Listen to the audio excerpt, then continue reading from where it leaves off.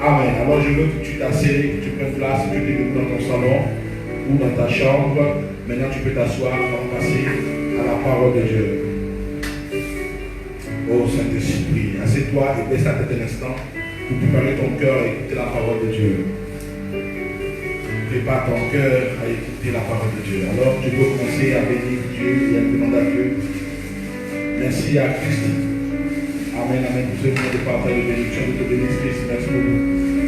Alors je disais que tu peux commencer à bénir ton Dieu, à demander à Dieu de parler à ton cœur, parler à ton âme et à ton esprit. Demande à Dieu de disposer ton cœur afin que ce matin, sa parole te fasse du bien, car sa parole nous guérit. Alors tu peux commencer à prier chez toi et demander à Dieu de te parler. Saint Israël, voici maintenant, nous voulons écouter ta parole. Avec ta parole ne vient jamais à toi, ça accomplit ce pourquoi elle a été destinée. Oh Jésus, prépare nos cœurs à recevoir ta parole. Prépare nos cœurs à recevoir ce que tu as prévu pour chacun d'entre nous. Et nous voulons te bénir, notre Père, notre Dieu. Nous voulons te lever, t'exalter, car tu es le véritable, tu n'as pas changé. Sois élevé, Elohim, sois élevé, notre Père, notre Dieu. Béni sois-tu, que la gloire, la puissance, l'honneur et la majesté te reviennent. Au nom puissant de Jésus. Continue de prier dans ta maison, continue de prier. Que Dieu parle à ton cœur ce matin. Qu'il parle à ton âme, à ton esprit. Que Dieu parle à ton cœur. Que Dieu parle à ton cœur. Que Dieu parle à ton cœur. Racha, Roussouyama. Rasa, Kaya, Rashikiyama. Randa, Roussouyama.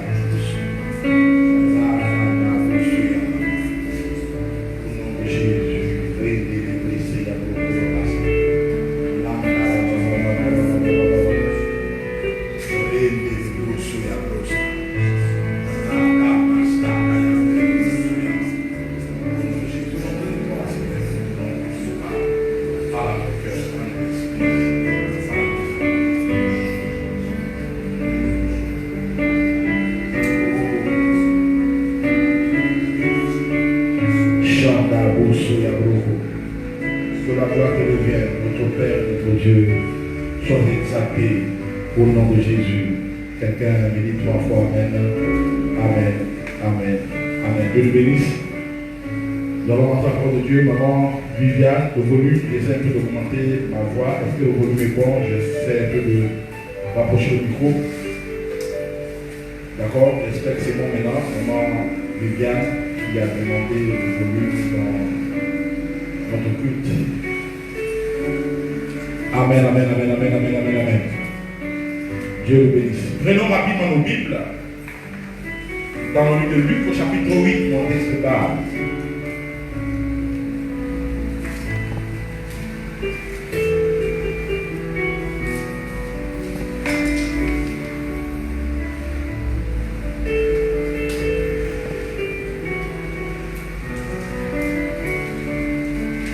Alléluia.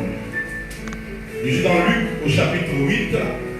Luc étant le 3e évangile dans le Nouveau Testament, après l'évangile de Marc, nous arrivons à l'évangile de Luc. Donc l'évangile de Luc est entre l'évangile de Jean et l'évangile de Marc. Luc au chapitre 8. Luc chapitre 8.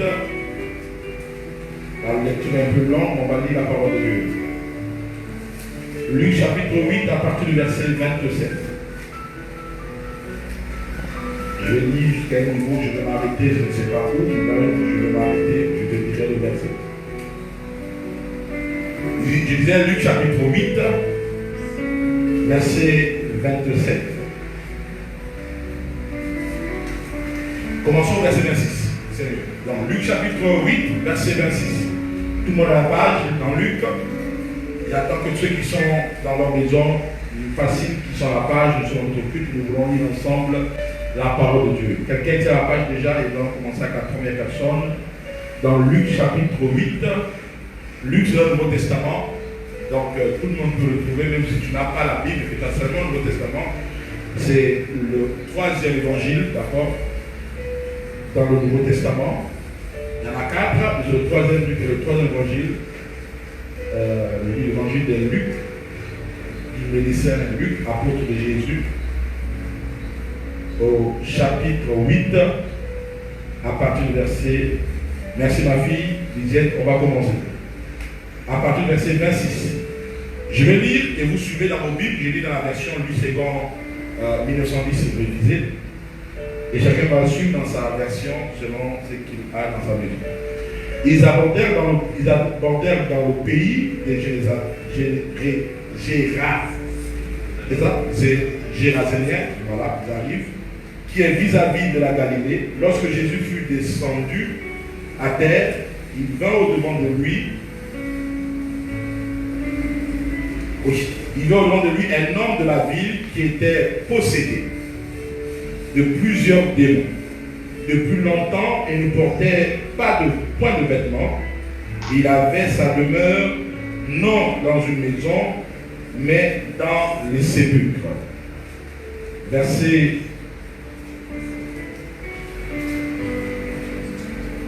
28, je me suis trompé, c'est bon. 28, on continue de dire au verset 39. Verset 28, ayant vu Jésus, il poussa un cri, se jeta à ses pieds et dit d'une voix forte, qu'y a-t-il entre moi et toi, Jésus, fils du Dieu très haut? Je t'en supplie, ne me tourmente pas. Verset 29. Car Jésus commandait à l'esprit impur de sortir de cet homme dont il s'était emparé depuis longtemps. On le gardait lié de chaînes et de fers aux pieds, mais il rompait les liens et il était entraîné par le démon dans les déserts. Verset 30. Jésus lui demanda, quel est ton nom?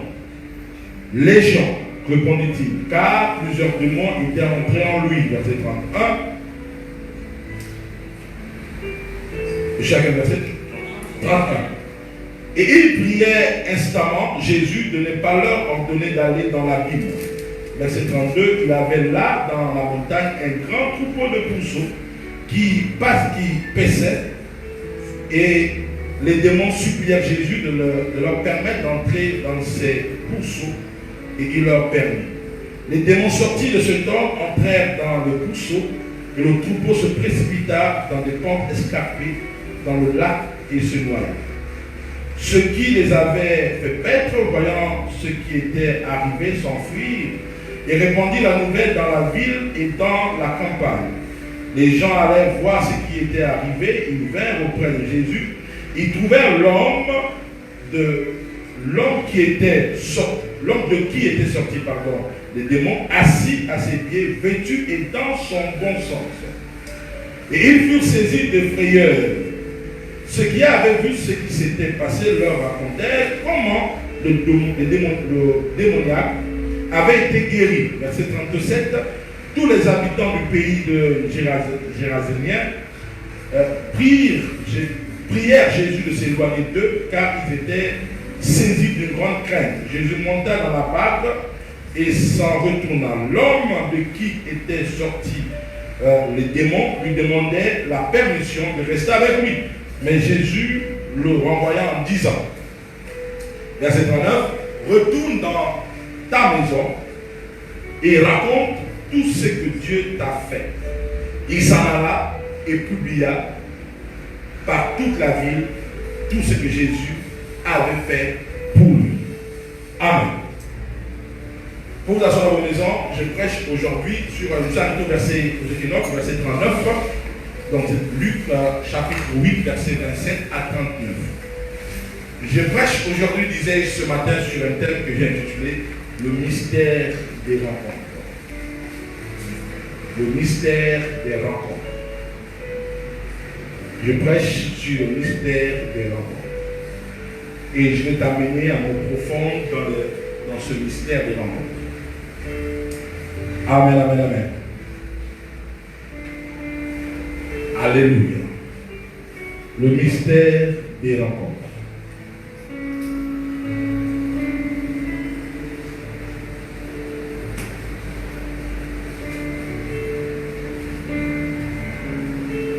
Le mystère des rencontres.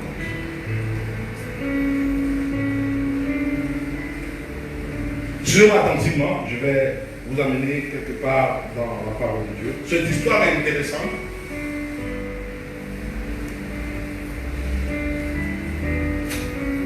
Dans cette histoire, je vais situer le contexte comme je sais le faire. Dans cette histoire, nous avons Jésus qui traverse, qui prend la barque pour entrer dans le territoire des Géraséniens. Et arrivé dans ce territoire, la Bible dit, au moment où il descend de la barque, il va rencontrer un fou. Mais avant même de rencontrer un fou, souvenez-vous, au moment où Jésus est en train de traverser la Galilée pour aller de l'autre côté, il va avoir une grande tempête. Souvenez-vous cette tempête où les disciples ont commencé à trembler et à avoir peur. Et Jésus a calmé la tempête. Donc c'est l'histoire qui précède cette histoire, qui est une histoire vraie, qui n'est pas une parabole. C'est une histoire qui s'est passée, une guérison qui a eu lieu dans ce territoire. Et donc, j'ai envie de dire, quelques heures avant que Jésus n'arrive sur ce territoire où il y avait ce fou, la Bible déclare qu'il va traverser la Galilée et en traversant la Galilée, il va être opposé à une tempête qui va l'empêcher de traverser. Ça va être difficile. Les disciples vont penser et croire qu'ils vont se noyer. Et Jésus va leur dire, homme de peu de foi, il va calmer la tempête et il va arriver. Dès qu'ils arrivent au territoire des Génazaréens, quand ils arrivent, la Bible dit, au moment où ils posent le pied au sol, le fou qui était dans ce territoire-là, un homme rempli de démons, et son nom c'était Légion. Donc ça dit, il s'appelait Légion. Et ils sont venus vers Jésus, pour supplier Jésus, pour leur dire, Maître, fils du Très-Haut, qu'est-ce que tu es venu faire? Notre heure n'est pas encore arrivée, ne nous tourmente pas. Et la Bible déclare que Jésus a chassé le démon qui était dans le corps de cet homme-là, et il va les envoyer dans le pousseau. Cet homme-là n'était pas n'importe qui, je comprends ça. Parce qu'en réalité, on regardait, Jésus n'est venu que pour guérir cet homme, ensuite il est reparti. Il a fait ce déplacement, il a traversé la mer pour venir guérir cet homme. Et même pour que cet homme soit guéri, il y a eu des obstacles. La tempête a voulu empêcher Jésus de guérir cet homme. Et je me rends compte que cet homme avait de la valeur, avait une importance. Cet homme avait une grande destinée. Mais certainement, les hommes de sa maison, de sa famille, avaient bloqué sa destinée pour empêcher cet homme d'être connecté à la grâce de Dieu. Donne-moi un très bon amen. Alléluia. Maintenant, regardez, quand Jésus arrive, il déclare que les démons vont le supplier de les envoyer dans les pourceaux. Et Jésus va accepter que ces démons vont entrer dans les pourceaux. La Bible dit, il y avait quand vous lisez la version dans Matthieu explique la même histoire, Marc aussi et même Jean. Quand vous lisez la version, il dit qu'il y avait 2000 pourceaux. 2000. Il y avait 2000 pourceaux qui sont jetés dans la mer, qui sont noyés. Donc on a sacrifié 2000 pourceaux pour sauver la vie d'un homme. Et je me suis demandé la question de savoir combien peut coûter un porc aujourd'hui, dans nos temps. En ce temps, je ne connais pas. Mais aujourd'hui, combien peut coûter un porc? Au Gabon, un porc est autour de 150 000 par. Amen. Et quand tu multiplies 150 000 francs par 2000, tu commences à comprendre que ce monsieur n'était pas n'importe qui. Là, on comprend que ce monsieur avait une destinée. Ça avait près de 300 millions de francs CFA que Jésus vient de jeter dans l'eau pour libérer la vie de quelqu'un. Près de 300 millions. Donc ce homme avait de la valeur parce que je me rends compte qu'il y a des gens qui offrent la vie à une autre personne à cause de 15 000. J'ai même vu, il y a des années en arrière ici à Libreville, on a vu dans les journaux quelqu'un qui a tué l'autre à cause d'une pièce de 25. Alors tu me donnes 500, tu me donnes 500, j'ai fini avec toi, et il y a nos cailloux sur l'autre ici. Mais cet homme-là, c'est près de 300 millions de francs CFA qui rentrent dans l'eau parce qu'il faut qu'on libère ce monsieur. Et je me suis demandé quelle importance ce monsieur avait. Qu'est-ce que ce monsieur avait de si particulier au point où Jésus vient sacrifier 2000 portions. 2000 les amis. Et là, c'est au Gabon. Il y a des endroits où le porc coûte 300 000. Et les endroits où ça coûte quand même plus cher encore. Donne-moi un bon avis. Non, ça varie. Dans un pays où le porc coûte 300 000, imaginez-vous combien de millions sont partis. Combien? près de 900, pour sauver la vie de cet homme. La Bible dit que cet homme-là était rempli de démons. Son corps, il n'avait que les démons. Et les démons l'amenaient à vivre où? Dans les sépulcres, dans les cimetières. Ces démons l'amenaient à se blesser. C'est-à-dire, il prenait des cailloux et il se déchirait le corps avec. Et le sang coulait. Et lui-même, il prenait plaisir à ça. Mais c'est les démons qui le poussaient à agir ainsi. Il ne le faisait pas de lui-même. C'est les démons qui le poussaient à agir. Qui le poussaient à fonctionner comme ça. Le démon pouvait l'amener à briser les chaînes. On le liait les chaînes, mais il les brisait. On ne pouvait pas le maîtriser. On ne pouvait pas le dompter. C'était un fou. Quand tu le prends sur ton chemin, tu fouilles. Parce que les démons qui étaient en lui, ils s'appellent légion. Légion, c'est près de 6000 démons. Près de 6000 démons habitaient dans le corps de ce monsieur. Non, c'était un fou qu'on ne croisait pas. Quand tu le vois, tu dois fouiller. Voilà pourquoi il vivait dans les sépulcres. Il vivait dans les cimetières. C'est là-bas son lieu. Donc, c'est quelqu'un qui n'avait aucune destinée, mais qui a laissé te gaspiller. Qui me dit un bon amen. Alléluia. Amen, amen, amen. Donc, ce monsieur, les amis, ce monsieur avait sa vie condamnée. Condamnée. Par le démon. Mais la Bible déclare que la rencontre qu'il a eue avec Jésus a changé radicalement ta vie. Écoutez-moi, on peut faire des rencontres. On peut rencontrer des personnes. Mais quand tu rencontres Jésus, ta vie est radicalement transformée. Donne-moi un bon amen. La rencontre avec Jésus change la vie de quelqu'un. Il y a des rencontres. Tu peux rencontrer un ami, tu peux rencontrer ton futur époux, ta future épouse, tu peux rencontrer un collègue qui va t'aider, tu peux rencontrer une connaissance qui t'aide. Mais lorsque tu rencontres la personne de Jésus, ta vie n'est plus la même. Ta vie change. C'est-à-dire que cet homme était embrigadé. Aucune personne de sa famille ne pouvait l'aider. Aucune personne de sa famille ne pouvait faire quelque chose pour lui parce que les démons qui étaient en lui étaient plus forts qu'un humain. La Bible dit qu'on mettait les chaînes, il fait ça, il brise les chaînes. Donc c'était un homme insaisissable. Pas parce qu'il était fort, non, parce que les démons étaient en lui. Qui me dit un très bon ami. Donc écoute-moi. C'est-à-dire sa condition était une condition compliquée. Parce que les démons étaient en lui. Les démons l'avaient rendu SDF. Il y avait une puissance sur lui que lui-même ne comprenait même pas. Cette puissance, c'est la puissance qui l'amenait à être malchanceux. La puissance a une force sur lui qui ne comprenait pas, qui l'amenait à vivre dans les sépulcres. Une force sur lui qui l'amenait à être dévêtu, à déchirer les vêtements. Il ne comprend pas, mais c'est ça, c'est fort. Sans lui, c'est-à-dire sans se rendre compte, tu lui donnes une chemise, il déchire la chemise. Il ne connaît pas ce qu'il a besoin de faire. Mais la force, elle est en lui. Ça l'appelle seulement à faire des mauvaises choses. Combien de personnes ont une force sur eux?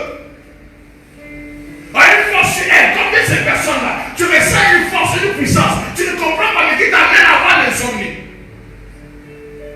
Tu sens une force sur toi. Ça veut dire que tu ne comprends pas, c'est quelque chose qui est là. Ça veut dire que tu ne peux même rien faire face à ça. Qui t'amène à être instable dans ta vie. Parfois tu veux dire non, je vais être stable. À partir de là, on cule trop sur moi. Mais tu ne comprends pas. Il y a une force qui vient. C'est comme si c'était une force. Demain tu dis ça aujourd'hui, demain tu refais la même chose. Tu retombes dans l'instabilité.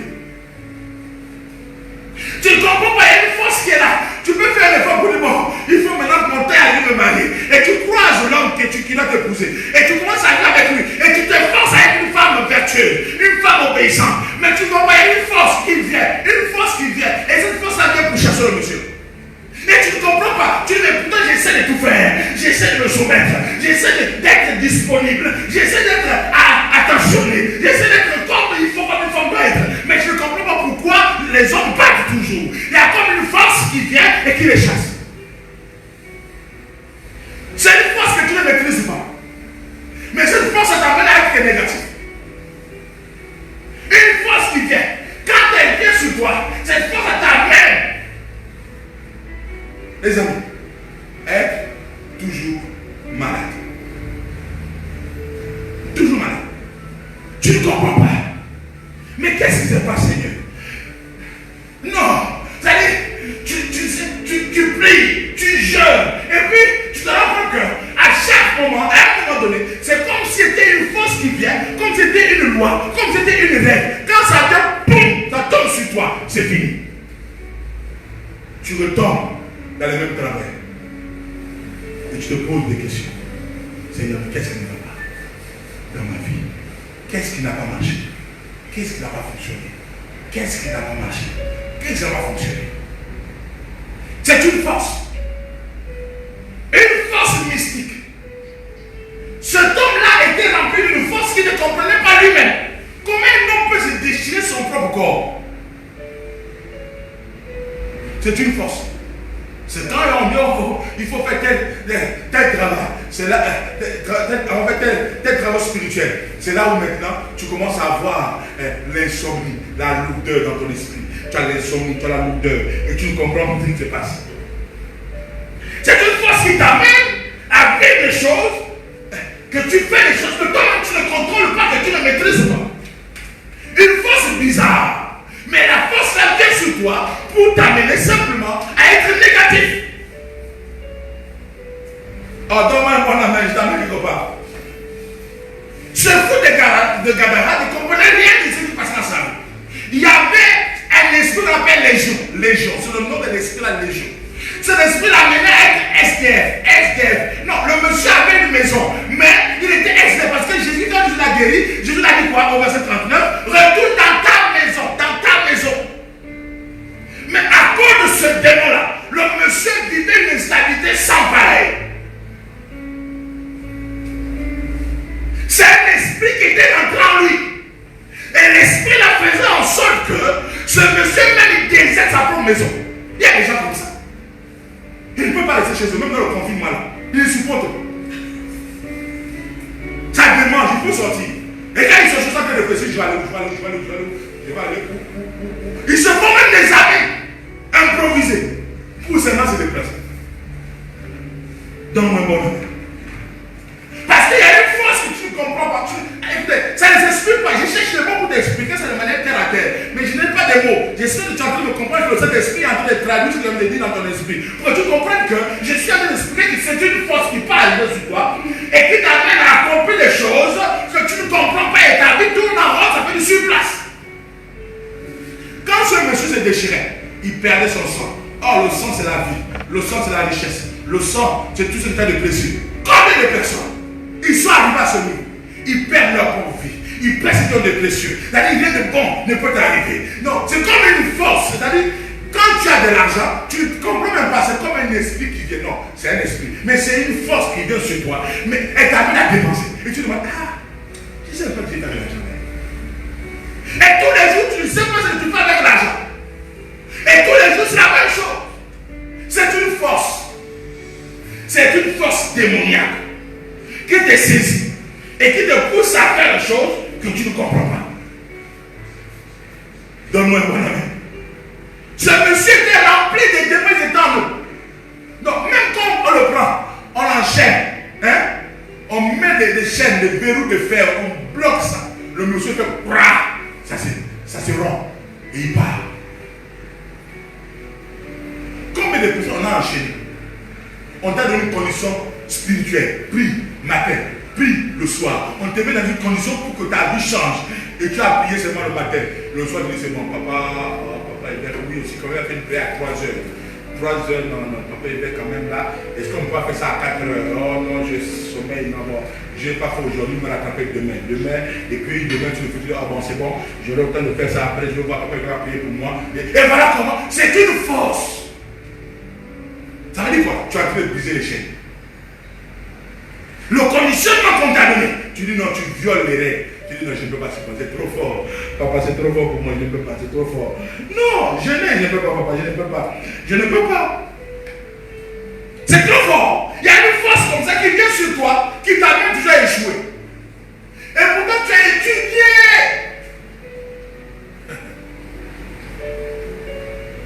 Mais la force, ça dépend. Quand ça arrive sur toi, tu te rends compte que tout ce que tu as étudié là, c'est faux. Et c'est une force d'échec. Ce fou-là avait cette puissance en lui, comme un homme, comme ce monsieur qui a une maison. Parce que Jésus dit, retourne dans ta maison. Retourne dans ta maison. Ce monsieur retourne dans dormi dans les cimetières. Combien de personnes dorment dans les cimetières? Beaucoup. Mais toi, quand tu dors la nuit, tu te retrouves. Tu n'es pas à Libreville. Tu n'es même pas en France. Tu dors, tu te retrouves dans ton village. C'est pas où tu dormi. Ta chambre est là-bas. Ici à Libreville ou en France, ce n'est que la porte qui t'amène à ta chambre. Et quand tu dors, tu te retrouves maintenant où? Lui, il se retrouve au cimetière. Toi, tu te retrouves où? La nuit quand tu dors. Et les gens qui se retrouvent dans leur village. Au fond de Mimongo. Et c'est là-bas qu'il dort. Et pourtant, il vient à Libreville. Mais quand il dort. Il se retrouve au village avec ses frères, même avec les morts. Comment tu peux te retrouver à manger avec les morts? Tu dors au cimetière. Comme je fous. Beaucoup de personnes dans mon cimetière. Oh papa, hier j'ai dormi, et je me suis réveillé avec tous mes parents. Mais il y a un grand-père, je ne l'ai pas connu, mais je savais que c'est mon grand-père. Il est déjà mort depuis. On train de trouver maintenant, on était là de parler, comme s'il était les vivants. Et moi je me suis demandé, mais vous êtes mort, non? Vous me parlez pourquoi? Maman, tu dors où? Au cimetière. C'est monsieur dort au cimetière. Mais qui t'amène au cimetière? C'est pas de toi-même. C'est une force qui vient te prendre dans ton sommeil. Cette force-là t'amène, qu'on appelle une force démoniaque, les démons. Il t'amène au cimetière, il te laisse. À un moment, il t'amène encore, il te dépose. Donne-moi mon ami. Alléluia. Voilà pourquoi j'ai. Écoutez, les amis, ce que je raconte là, beaucoup vivent ça. Et beaucoup ont vécu ça. Voilà pourquoi un jour dans mes rêves, j'ai prié, il dit à Dieu à partir d'aujourd'hui, si ce sont mes rêves, plus personne ne peut me manipuler mes rêves. J'ai dit ça à Dieu. Et je veux que tu fasses la même prière. À moins que ça ne soit pas mon rêve, si c'est dans mon sommeil, c'est-à-dire moi je dors, c'est moi-même qui dors. Et je ne peux pas rêver quelqu'un en train de m'amener dans les endroits où je ne connais pas, ça n'existe pas. Voilà pourquoi les gens même, ils se retrouvent au cimetière. Quand ils m'appellent dans le rêve, je ne réponds pas. Alors moi je ne suis pas avec moi. Et les gens qui m'appellent, oh dans le rêve, comment tu t'es crié et puis tu ne répondais pas. Ils te voyaient au loin, mais j'essaie de t'appeler. Non, je ne réponds pas à ça. C'est quand les rêves, je n'en parlais pas. Je ne peux pas faire. Pourquoi? Parce que j'ai dit à Dieu dans mes rêves, moi, à moi ce sont mes rêves. J'ai dit à Dieu, si c'est moi qui rêve, à partir d'aujourd'hui, dans mes rêves, c'est moi qui dirige et moi qui décide. Satan ne peut pas venir, Satan, tu peux venir chez moi. Et tu vas m'imposer un style de rêve. Non. Tu es qui? Non, les amis. C'est chez moi, c'est ma maison, c'est mon corps, Satan. Et tu viens dans mon sommeil. Oh, arrête ça. Et tu viens m'imposer. Satan m'a trop souffert avec les rêves des amis. Les mauvais rêves, j'ai souffert avec des mauvais rêves. J'ai vécu des cauchemars, maman. Quand tu finis, tu sors le cauchemar, il est 2 heures, tu n'as plus de sommeil. Non, même quand le sommeil vient, tu chasses parce que tu as peur de ne plus le rêve. J'ai vécu de ces rêves, les amis. Non, je ne peux pas t'expliquer. J'étais hanté par le mauvais esprit. Quand je dors comme ça, tu ne peux pas. Je me vois dans des trous, et j'ai dans un trou interminable, un trou qui ne finit pas. Mais un trou noir, et quand là où je parle, là, il y a un gros caillou qui est en train de venir sur moi. Noir! Et je suis en train de crier, mais je sens que je suis en train de mourir. Mais le rêve là ne finit pas. Il dit, ce rêve là m'a tous les jours, c'est la même chose.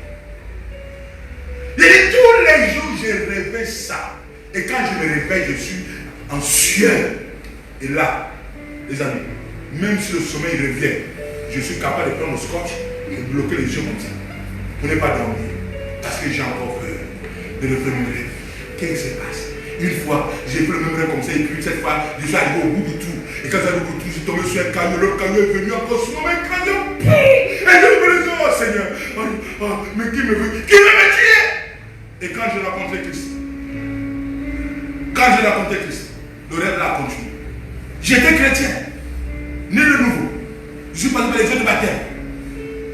En 96, je suis baptisé. En 96, je me suis baptisé. Le rêve a continué encore. 97, le rêve a continué toujours. Je suis chrétien, je suis responsable des jeunes à l'Alliance chrétienne. 98, le rêve continue toujours. 99, j'ai dit bon, c'est trop maintenant. Né de nouveau. J'ai dit c'est fini. Je me suis levé. Il dit à partir d'aujourd'hui, maintenant les rêves, c'est fini avec vous. Je suis allé voir un ancien. J'ai oublié son nom. Je ne sais pas là où il est. Mais c'était un ancien de l'église et en même temps c'était mon professeur d'histoire. On l'appelait la Toundra à l'époque. J'ai oublié son nom. Et je suis allé le voir. C'était le professeur de la délivrance. Il dit mon ancien, il faut que je fasse la délivrance. Il m'a récupéré. On s'appelle la délivrance. Délivrance. Quand la fête a délivrance, après 2 semaines, les démons se sont manifestés graves. On a fini, j'ai fait au moins 3 mois, j'ai dormi bien. Et ensuite, 4e mois, pouf, le rêve a revenu. C'est revenu au moins pendant 6 mois. Et un jour, je me suis levé.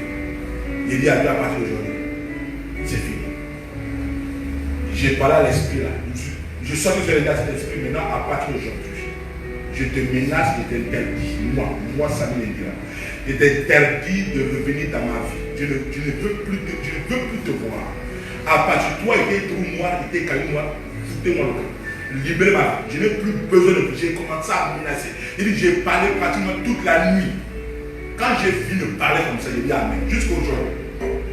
On a à 89 ans. Jusqu'aujourd'hui. Je n'ai plus jamais fait ça. Et je ne fais plus jamais ce genre de choses. Ils sont partis.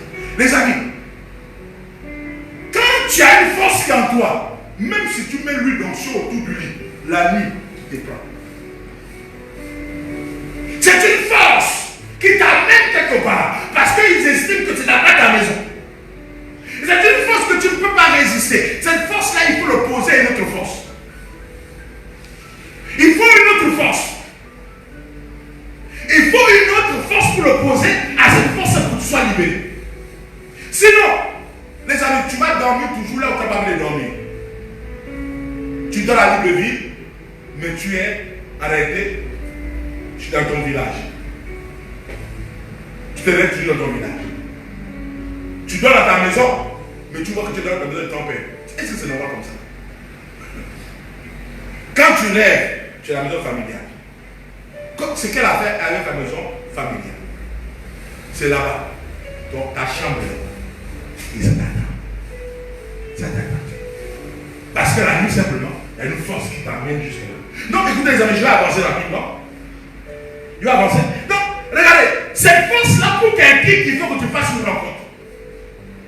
Il n'y a que des rencontres qui peuvent annuler ce genre de forces mystiques et démoniaques qui sont sur nous. Si tu n'as pas fait une grande rencontre pour changer ta vie, cette force ne peut pas quitter. Et la grande rencontre de Jésus. Écoutez, quand j'ai menacé cet esprit-là en ce temps, je n'ai pas menacé à mon nom.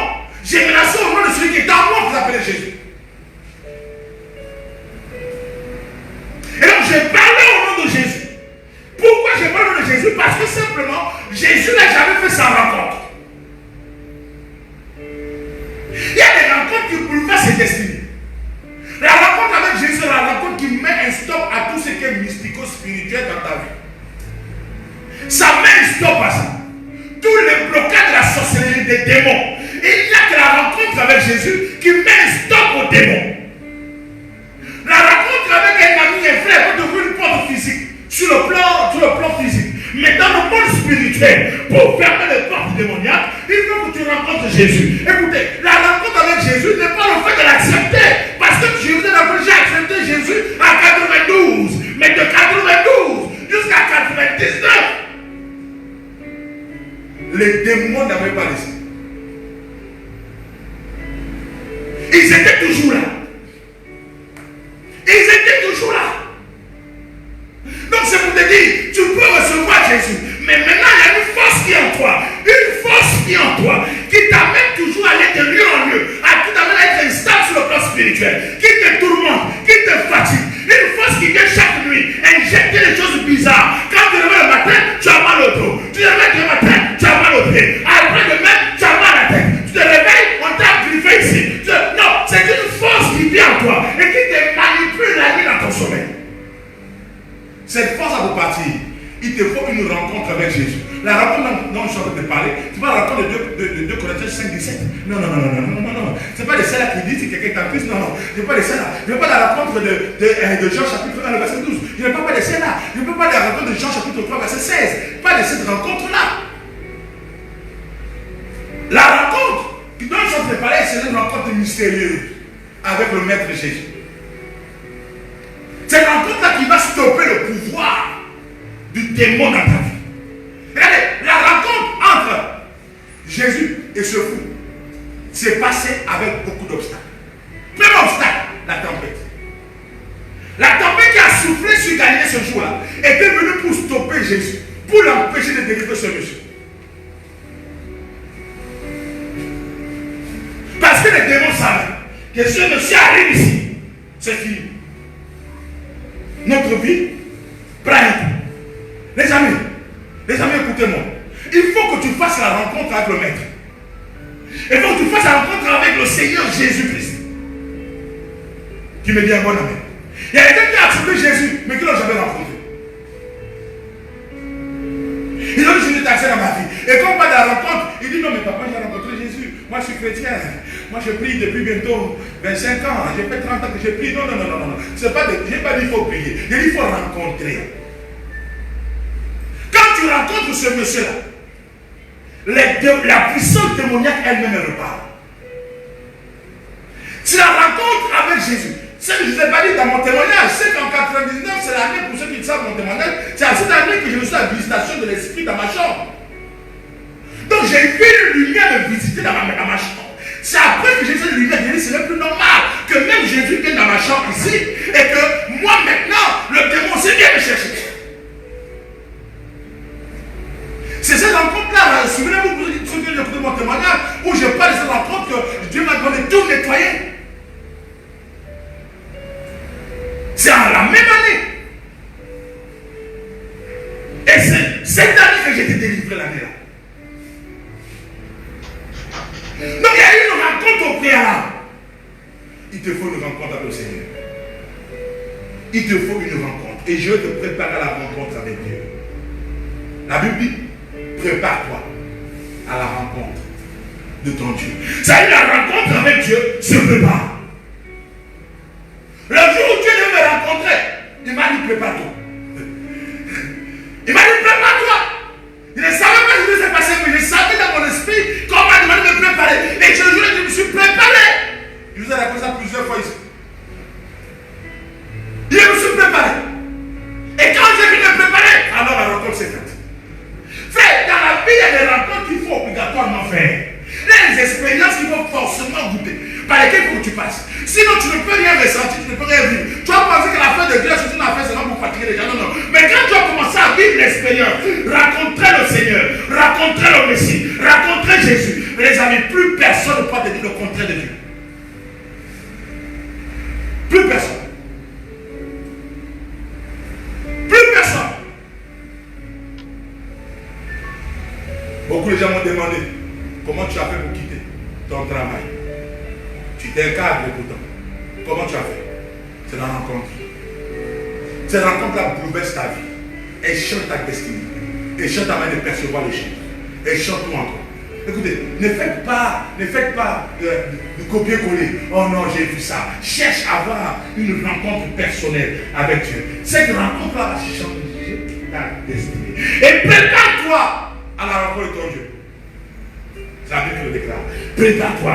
Est-ce que quelqu'un a pris conscience qu'il faut me préparer à la rencontre de mon Dieu? Non. Quand je parle de la rencontre de ton Dieu, ce n'est pas la rencontre de la fin du monde où il vient nous chercher. Non. Je ne peux pas dire cette rencontre-là. Je parle de la rencontre qui va venir bouleverser ta vie sur le plan spirituel et physique. Qui va venir bouleverser. Arrêtez. Ton sang qui est en train de couler.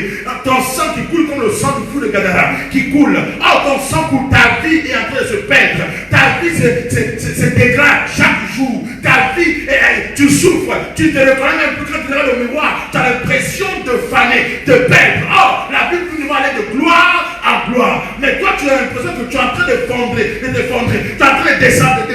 C'est pas normal. Il faut stopper l'hémorragie. Mais pour arrêter l'hémorragie, il te faut une rencontre avec lui-même maître. Il n'y a que la rencontre avec Jésus qui peut stopper. Donne-moi un très bon ami. Dis-moi un très bon ami. La rencontre avec Jésus va mettre un point final à l'œuvre de Satan dans ta vie. Ce qui est toujours répété dans ta vie, ce que tu vois toujours qui revient, c'est qu'il te faut une rencontre avec lui-même. Et je vais t'aider à rencontrer le Maître. Il y a quelqu'un qui a rencontré qui peut te dire comment tu te prépares pour rencontrer le Maître. Celui qui ne connaît pas ne pourra pas te dire. Voilà pourquoi beaucoup les hommes ne peuvent pas vous dire comment peut être fait pour rencontrer le maître. Mais quelqu'un a chanté. Quelqu'un a chanté. Que je n'ai jamais vu un homme qui passe près de la croix. Il dit, je n'ai jamais vu un homme. C'est pas son très fort. Il dit, quelqu'un a chanté en disant, je n'ai jamais vu un homme qui passe près de la croix. Près. Il reste le même. Passe près de la croix. Il parle de la croix. Or, aujourd'hui, la croix est vide. Jésus n'est plus sur la croix. Voilà pourquoi on porte des croix sans Jésus. La croix, il y a Jésus là, c'est sûr. Et donc, il dit, je n'ai jamais vu un homme qui passe près d'une croix qui est vide, mais comme c'est la croix de Jésus, et qui reste le même. Si je prends ces paroles, m'appuie sur ces paroles de cet homme de Dieu qui a changé. Si c'est vrai que lorsque tu passes près de la croix, ta vie change. Mais qu'advient-il à celui qui rencontre lui-même qui était sur la croix? C'est-à-dire, là où il était, la croix, tu passes près de là. Lui, le monsieur la chante en disant, quand tu passes près de là, ta vie change. Mais qu'advient-il à celui qui va rencontrer celui qui est à la croix? Est-ce que vous imaginez un peu? Si quelqu'un passe près de la croix, de là où le monsieur était, c'est-à-dire, je te prends l'exemple, on te donne une chaise et tu restais assis sur la chaise là pendant au moins 2 heures de temps. Et on dit, si quelqu'un passe à côté de cette chaise-là, tu t'es déplacé. On ne dit pas à côté de cette chaise-là, sa vie change. Il passe à côté. D'accord? Maintenant, si celui qui s'assoit, il devient comme. Maintenant, si celui-là te rencontre même toi-même, qu'est-ce que va s'entendre? Donc, vous voyez qu'en réalité, les amis, nous avons besoin juste d'avoir un peu d'effort. Besoin d'avoir un peu d'effort. Besoin d'avoir un peu d'effort. Qui me dit un très bon ami. Vous remarquerez que dans la Bible, tous ceux qui sont appelés, que nous alliance avec Dieu, comme toi et moi, enfants de Dieu, Dieu ne demande pas beaucoup d'efforts. Allez-y étudier les évangiles et vous verrez que toutes les fois que Jésus a dit, je n'ai jamais vu une aussi grande foi en Israël. Il s'est adressé aux païens. Étudiez les évangiles, vous verrez ça. Jésus n'a jamais dit, je n'ai jamais vu une aussi grande foi à un juif, aux païens, aux Cananéens, au peuple païen en fait, aux Romains. Il disait, je n'ai jamais vu une aussi grande foi. Mais toutes les fois que Dieu, que Jésus s'est adressé aux Juifs, il a dit, si seulement vous pouvez avoir une foi qui a la taille d'un grain de sénévé, vous direz à cette montagne, ôte-toi de là, jette-toi dans la mer et vous oubliez. Mais la grande foi, Dieu a demandé ça aux païens. Mais toi, il dit d'avoir la foi comme un grain de moutarde. Comme un grain de moutarde. En réalité, ce qui nous manque, c'est un peu de détermination. C'est ça la foi. C'est un peu de détermination. Dès que tu as un peu de détermination, alors tu peux changer la condition de ta propre vie. Pourquoi? Parce que tu n'es pas un païen. Tu es un fils d'Abraham. Tu es une fille d'Abraham. Et en tant que fils et fille d'Abraham, notre père a gagné la grande foi. C'est lui le père de la foi. Abraham. Et donc nous avons juste avoir un peu de foi. Et les choses vont se passer. Et donc je veux que dans cette rencontre-là, que tu aies un peu de foi. Je vais t'amener à être prêt à la rencontre de Dieu. Je vais donner ce texte, le décortiquer au fur et à mesure avec toi. Mais je veux que tu sois prêt à la rencontre avec ton Dieu. Rencontrer Jésus, c'est la meilleure chose qui existe. Jésus, il n'y a pas d'autre nom qui a été donné parmi les hommes par lequel nous pouvons être sauvés. C'est le nom de Jésus. Il n'y a pas une autre personne qui est sur la terre, sous la terre, dans les lieux célestes, qui soit au-dessus de notre Maître Jésus. C'est le seul chemin. Il dit le seul chemin, la vérité et la vie. Non, il faut que tu rencontres ce Dieu-là, les amis. Rencontre ce Dieu, tu vas voir. Lorsque ce fou de Gadara a rencontré ce Dieu, les gens sont venus rencontrer ce monsieur. La Bible l'ont trouvé assis au pied de Jésus et dans son bon sens.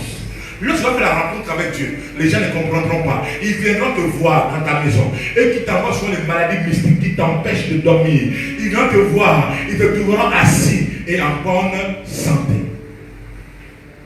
Ils ne vont pas comprendre. C'est ça la rencontre avec Jésus. La rencontre avec Jésus, c'est que ta vie change. Tu pars du moins au plus en un clin d'œil. Et aujourd'hui, Jésus est prêt à tout pour faire cette rencontre avec toi, pour que tu sois libéré. Jésus est prêt à tout. Pour ce monsieur, il a sacrifié près de 600 millions de francs CFA. Près de 600, c'est-à-dire au minimum, au moins 600 millions qu'il a sacrifié, qu'il a jeté dans l'eau pour sauver ce monsieur. Mais toi, tu as de la valeur aujourd'hui. Tu as de la valeur. Et donc Jésus est sur le point aujourd'hui de te rencontrer et de changer ta vie. Que ta vie bascule à tous les niveaux. Que tu ne sois plus là pour te plaindre et pour te lamenter pour les choses qui ont du mal à s'accomplir.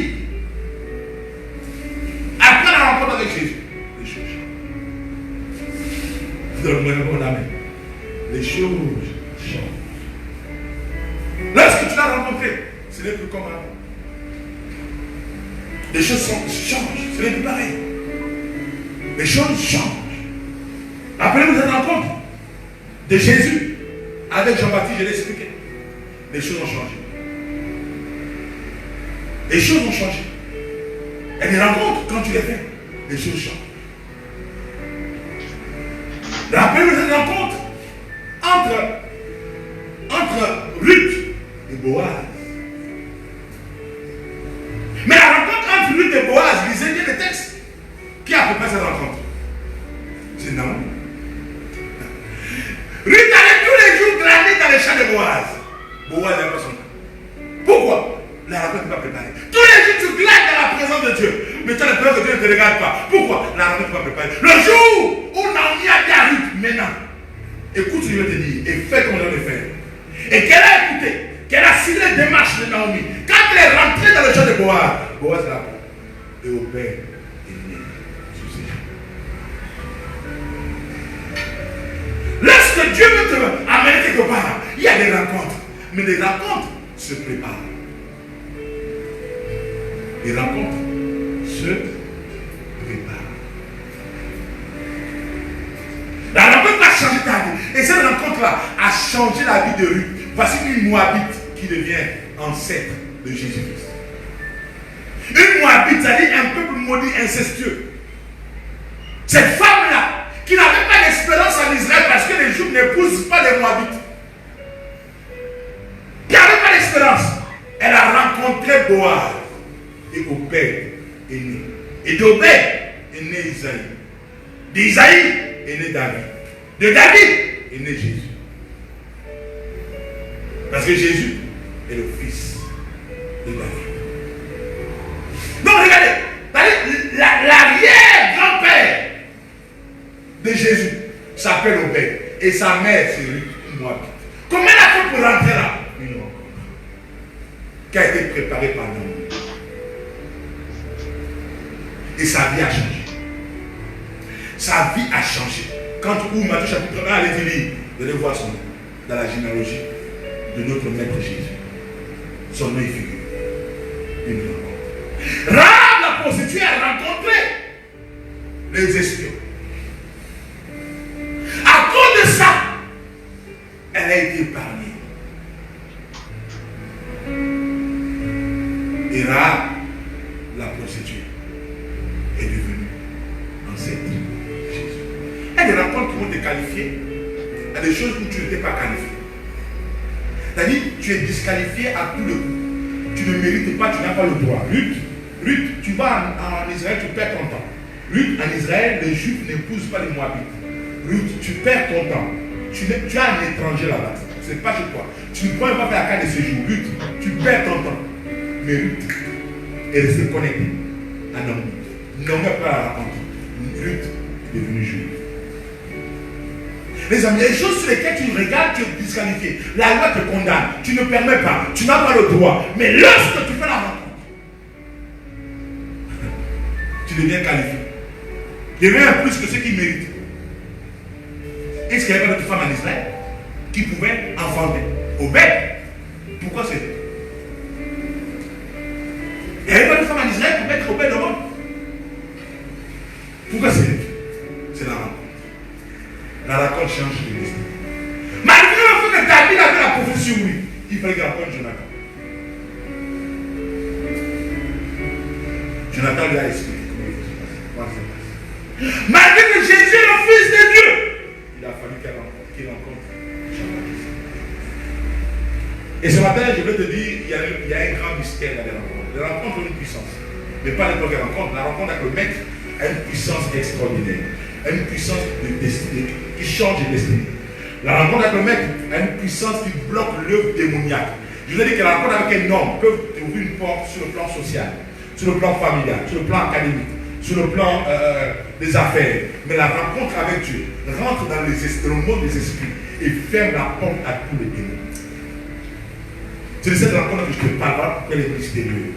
C'est une rencontre comme toutes les rencontres. C'est une rencontre qui met stop, qui dit c'est fini à partir d'aujourd'hui.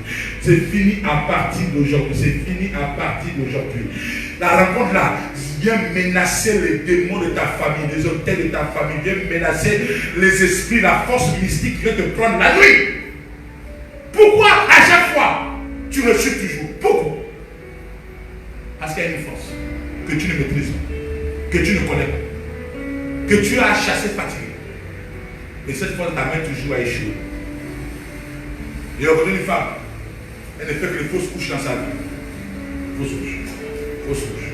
Quand je l'ai rencontrée, elle était à sa 6e fausse couche. Elle ne comprend pas. Et il faut tomber toujours à 4 mois. 4 mois. Quand elle arrive à 4 mois, 4 mois. C'est-à-dire qu'il y a une force sur elle. Dès que ça fait 4 mois, la force vient. Elle ne comprend pas. Elle dit ça continue comme une fièvre. Elle fait une petite fièvre. Et après, et donc, elle avait compris ça à la 5e grossesse. Et quand elle arrive maintenant, proche du 4e mois, elle commence à prendre des médicaments pour éviter la fièvre. Elle est pour éviter la fièvre. Et malgré ça, elle me dit, la 5e grossesse, elle n'a pas fait de fièvre. Et quand elle arrive au 4e mois, j'ai dit, maman, c'est une force démoniaque. Cette force-là, tu ne peux pas la maîtriser, tu ne la gères pas. Il n'y a qu'un esprit qui veut parler avec l'esprit. Il n'y a qu'une force mystique qui parle de force mystique. Mais il y a une force spirituelle et mystique au-dessus de toutes les forces. C'est la force de Jésus, de la rencontre avec Jésus. Quand tu vas rencontrer Dieu, quand tu vas passer près de toi, Dieu dit, la force-là va te quitter à tout jamais. Et c'est ça. Et donc il y a des gens qui vivent ça. Cette force-là, elle t'attend. Qu'elle apprend que tu as un peu d'argent, c'est fini. C'est le jour là où le problème arrive, où on te vole, on te braque, on te fait tout ce qui est mauvais. C'est une force. Que d'autres appellent la malchance, ce n'est pas la malchance. C'est une force démoniaque. Une force démoniaque. Mais au nom de Jésus, quiconque me dit Amen aujourd'hui, me dit au nom de Jésus, toute force négative, maintenant, va quitter ton corps au nom puissant de Jésus. Et qu'une rencontre se passe entre le Seigneur Jésus et toi au nom de Jésus, afin que ta vie change. Tu me dis Amen très fort, le Saint-Esprit te localise, et une bonne rencontre se passe en cette semaine au nom puissant de Jésus. Donne-moi un bon Amen. Alléluia. Qui me dit un bon Amen. Et là, je vais donc travailler avec quelqu'un qui veut rencontrer le Seigneur, qui veut passer près de la croix. Près de la croix. Passer près de la croix. Qui me dit un bon ami. On peut chanter ce chant. Il y en avait un homme qui passe près de la croix. Et qui reste le même. Donc je veux trouver quelqu'un qui veut passer près de la croix.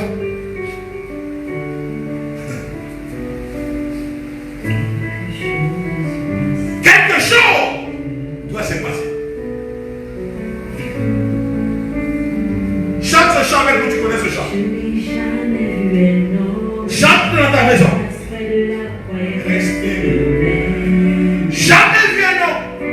Quelque chose doit se passer dans son cœur.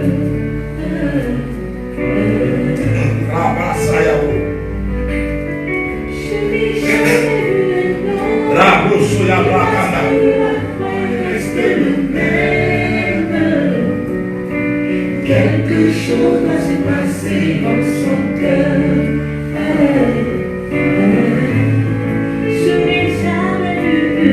Je n'ai jamais vu un homme.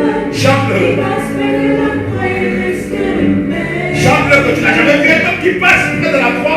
Et restez le même. Assis en son cœur. Celui qui salue un ange, un homme qui passe de la croix, rester le même. Quelque chose s'est passé en son cœur. Celui qui salue un ange, un homme qui passe de la croix, rester le même.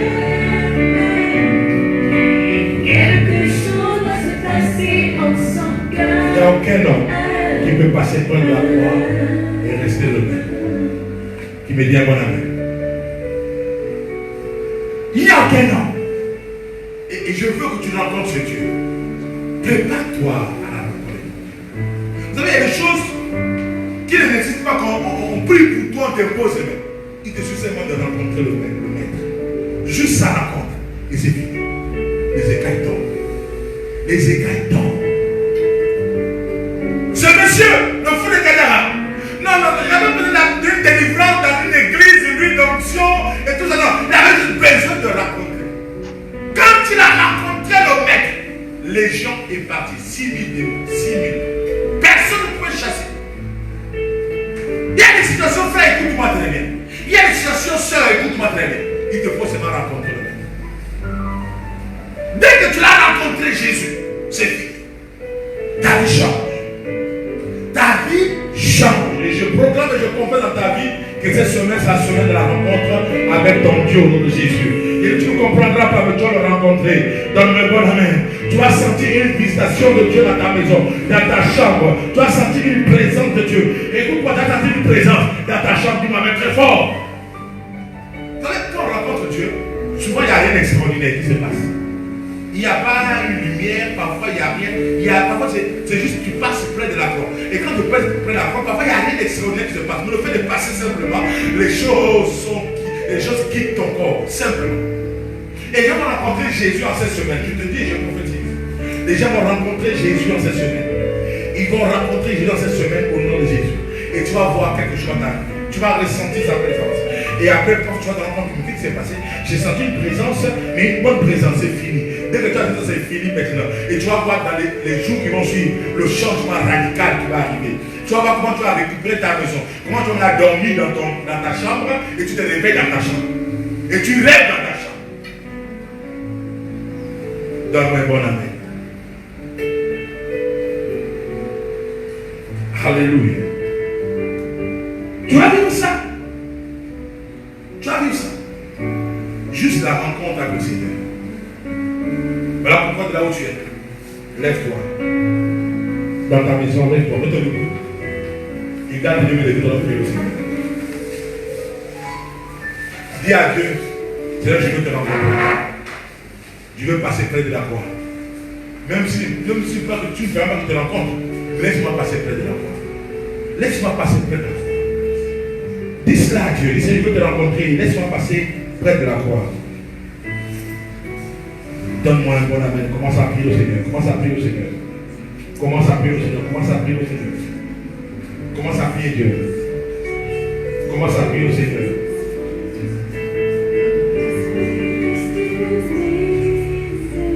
Commence à prier ton Dieu. Commence à prier dans ta maison. Commence à prier ton Dieu. Parle à ton Dieu. Demande à Dieu de te préparer à le rencontrer. Dis à Dieu, Seigneur, je veux te rencontrer. Prépare-moi à te rencontrer. Dis à Dieu, prépare-moi à te rencontrer. Dis à Dieu, prépare-moi à te rencontrer. Dis à Dieu, prépare-moi à te rencontrer. Dis à Dieu, prépare-moi à ta rencontre. Je veux vivre une expérience particulière avec toi. Dis à Jésus, je veux avoir une expérience particulière avec toi. Laisse-moi te rencontrer, laisse-moi te rencontrer, Seigneur. Dis cela à Dieu, dis cela à Dieu. Dis cela à Dieu. Dis cela à Dieu.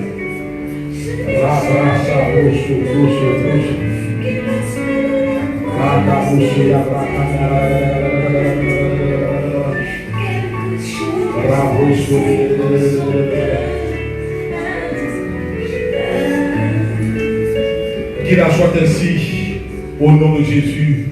Quelqu'un me dit 3 fois Amen. Amen. Amen. Amen. Tu peux acclamer, envoyer les acclamations à la gloire du Seigneur Jésus. Tu as prié avec moi. Nous allons passer rapidement aux offrandes. Nous sommes dans notre culte dominical et donc nous avons besoin de vos offrandes pour faire avancer l'œuvre de Dieu ici. Et vous connaissez tous. Donc, vous avez le numéro depuis vos maisons.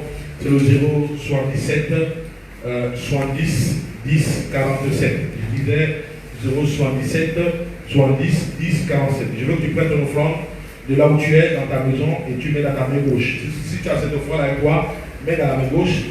Si tu ne l'as pas, dans le téléphone ou dans une carte, prends ta carte. Merci.